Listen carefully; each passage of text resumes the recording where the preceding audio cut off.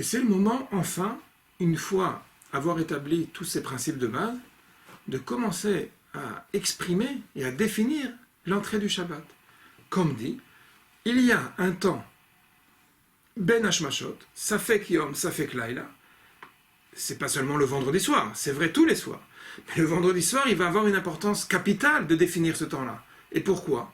Rappelez-vous, on a commencé par la définition divine du temps en lisant à la lecture du verset Vaishbot Elohim bayom hashevi'i. Dieu a, oui, établi que le Shabbat ne rentrerait qu'au début du Yom HaShevi'i. Et par conséquent, il a cessé, lui-même, Akadosh Baruch Hu bechvodo be'atzmo, lui-même a cessé d'accomplir la tâche de la création du monde le 7e jour. Très bien.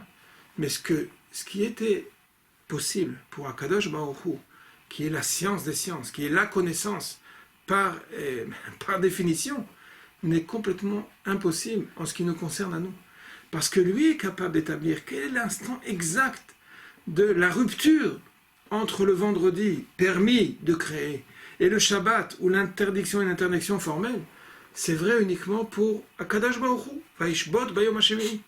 En ce qui nous concerne, nous devons nécessairement prendre en compte que le temps, l'intervalle, qu'il va falloir également définir au niveau astrologique, ça dépend de l'attitude de chaque endroit du Kadour Haaretz, du globe terrestre. Parce que le moment où, comme dit, le moment où le soleil n'apparaît plus et le moment où il y a l'apparition des étoiles dépend bien évidemment et immédiatement influencé par la position de chacun d'entre nous sur le globe terrestre.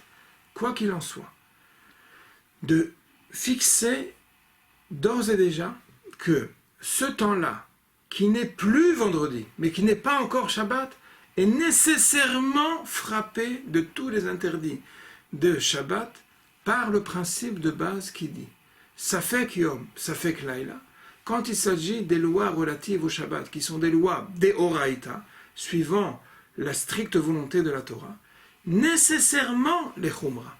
Nécessairement, je dois me considérer, je dois prendre en compte que tout le temps qui est de l'intervalle entre Shkia, coucher du soleil, et Tzedek Ochavim, sortie des étoiles, nécessairement est frappé de l'interdit de tous les travaux de Shabbat, parce qu'il s'agit d'un temps où le doute est un doute fixé par Dieu lui-même, et ce doute-là a une fonction majeure en ce qui concerne les lois de Shabbat, à savoir, depuis le coucher du soleil, je dois déjà faire intervenir l'ensemble de tous les interdits de Shabbat.